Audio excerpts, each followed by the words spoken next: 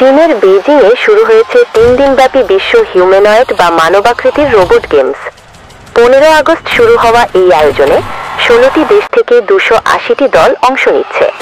কৃত্রিম বুদ্ধিমত্তা, এআই ও রোবোটিক্সে নিজেদের অগ্রগতি তুলে ধরতেই এমন আয়োজন করেছে চীন।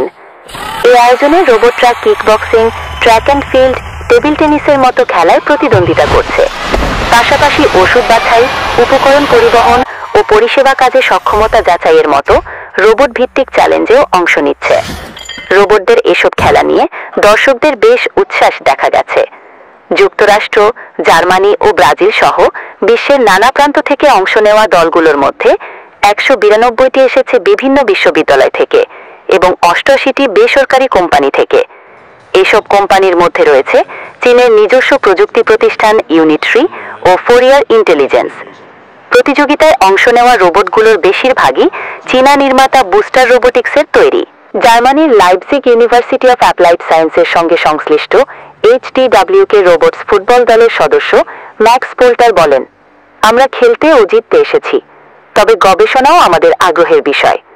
এই প্রতিযোগিতায় অনেক নতুন ও উত্তেজনাপূর্ণ কৌশল পরীক্ষা করে দেখা যায়। যদি আমরা কিছু চেষ্টা করি আর তা কাজ না করে, তাহলে আমরা ম্যাচ হারাবো, যেটা দুঃখজনক।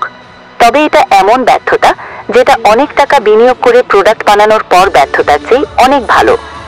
বেইজিংয়ে আয়োজিত এই রোবট অলিম্পিক্সে প্রবেশ মূল্য ধরা হয়েছে 128 থেকে 580 ইউয়ান, অর্থাৎ প্রায় 2165 টাকা থেকে 9810 টাকা।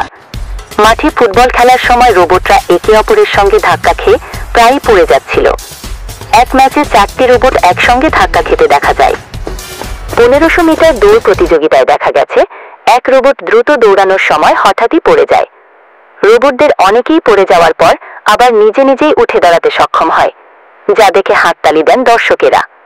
তবে অনেক সময়ই মানব সহায়তা নিয়ে দাঁড়াতে হয়েছে রোবটগুলোকে। আয়োজকেরা বলছেন, এই ধরনের গেমস ভবিষ্যৎ কর্মক্ষেত্রে ব্যবহারের উপযোগী রোবট তৈরি করতে কার্যকর তথ্য সংগ্রহে সাহায্য করে। যেমন ফুটবল খেলায় অংশগ্রহণ রোবটদের সমন্বয় ক্ষমতা বাড়ায়, যা ভবিষ্যতে কারখানা অ্যাসেম্বলি লাইনের কাজে গুরুত্বপূর্ণ হতে পারে। বৃদ্ধ জনসংখ্যা ও যুক্তরাষ্ট্রের সঙ্গে প্রযুক্তি প্রতিযোগিতার প্রেক্ষাপটে চীন রোবোটিক্স ও হিউম্যানয়েড রোবট খাতে বিলিয়ন ডলারের বিনিয়োগ করছে। সাম্প্রতিক সময়ে তারা বেশ কয়েকটি উচ্চমানের রোবট ইভেন্ট আয়োজন করেছে। এর মধ্যে রয়েছে বিশ্বের প্রথম হিউম্যানয়েড রোবট ম্যারাথন, রোবট সম্মেলন এবং হিউম্যানয়েড রোবটকে ঘিরে খোলা বিশেষ খুচরা দোকান। গত সপ্তাহে এক প্রতিবেদনে মর্গান স্ট্যানলির বিশ্লেষকেরা জানান, সাম্প্রতিক এক রোবট সম্মেলনে সাধারণ মানুষের অংশগ্রহণ আগের বছরের তুলনায় উল্লেখযোগ্যভাবে বেড়েছে। এতে বোঝা যায়, কেবল শীর্ষ পর্যায়ের সরকারি কর্মকর্তাই নয়, চীনের সাধারণ মানুষও এমবেডেড ইন্টেলিজেন্স ধারণাকে আন্তরিকভাবে গ্রহণ করছে। তথ্যসূত্র রয়টার্স।